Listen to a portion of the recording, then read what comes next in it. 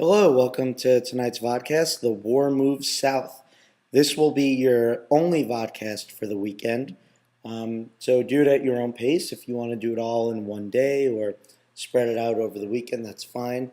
There are a couple of final assignments that go with this, but this is the only thing that you will need to do this weekend. Next slide. So we're going to be looking at the war moving south, and in particular, two cities, Savannah and Charleston. Savannah is in Georgia, and Charleston is in South Carolina. So as you guys remember, the North was mostly Patriots in Massachusetts. That's where all the Patriots were in Boston, New Jersey. Even some of the Quakers were Patriots, although they weren't in favor of war. But the South had mostly loyalists. I want you to remember what you learned about the colonies when they were founded. And in your notebook, I want you to tell me, why do you think most of the Southerners were loyalists? It's a bit of a difficult question, so take some time to think about it. But the question is, why do you think most of the Southerners were loyalists?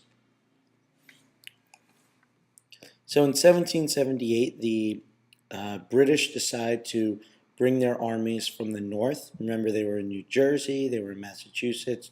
They decided to bring it down into the south.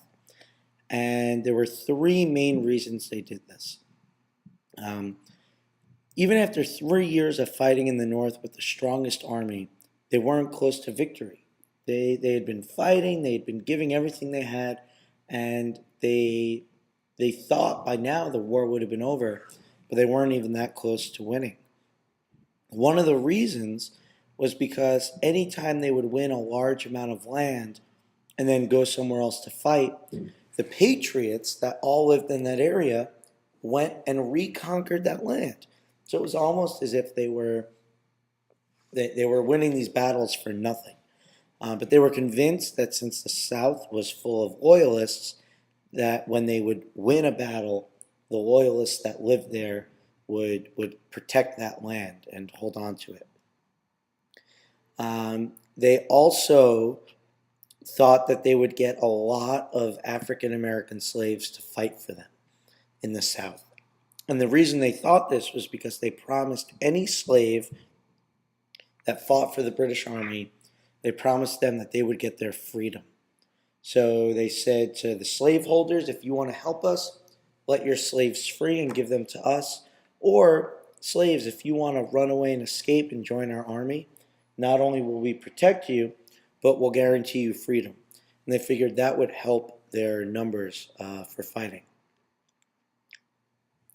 The third reason that they wanted to move the war south was because they had a lot of troops and a lot of supplies and goods in the West Indies, and that was really close to the southern seaports. In your notebook, I want you to answer, why do you think it is important that the West Indies are near the southern seaports? Why would Britain care that they're close to the West Indies? Next slide.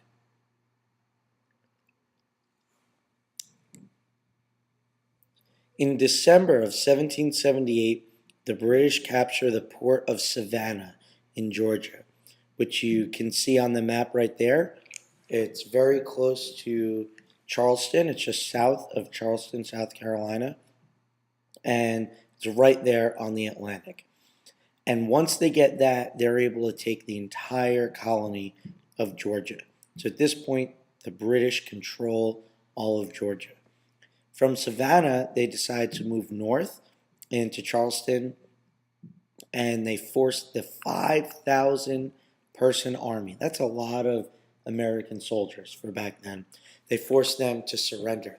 And this ended up becoming America's largest defeat. They lost more soldiers in this war than any other battle.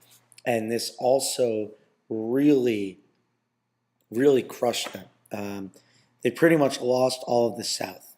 The Americans knew there was no way they could go into any southern colony and win, because the entire British Navy was there and the British Army was incredibly strong there. Next slide.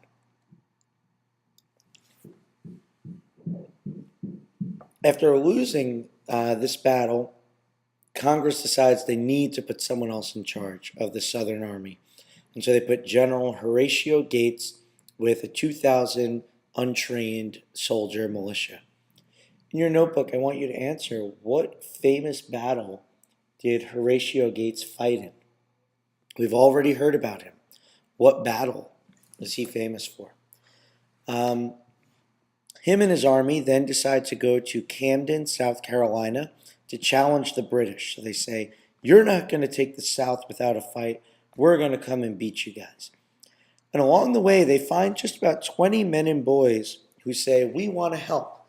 So almost imagine you guys, if you had ran into this army, you're 13, 14 years old, and you tell their general, how can we help you? And he goes, oh, come on, you guys are just kids. You can't help us. They go, but wait, we'll tell you all about the land.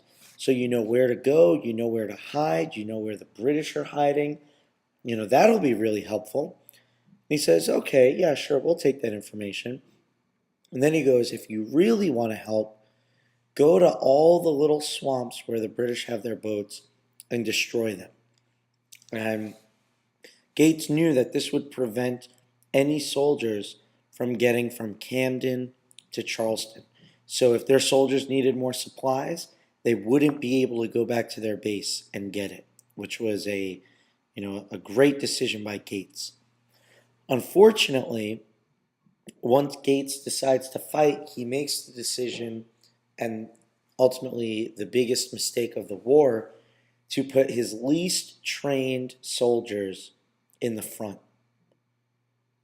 Normally, people put the best trained soldiers in the front to lead the way. Gates decided to put the least trained soldiers. And once the British start firing, these soldiers who had never fought before got scared and ran away and surrendered. This ended up costing Gates's army a huge loss, and really made the Americans realize, you know what? We might have been over our heads with this whole thing. I don't know if we can actually win this war if we keep losing like this. Next slide.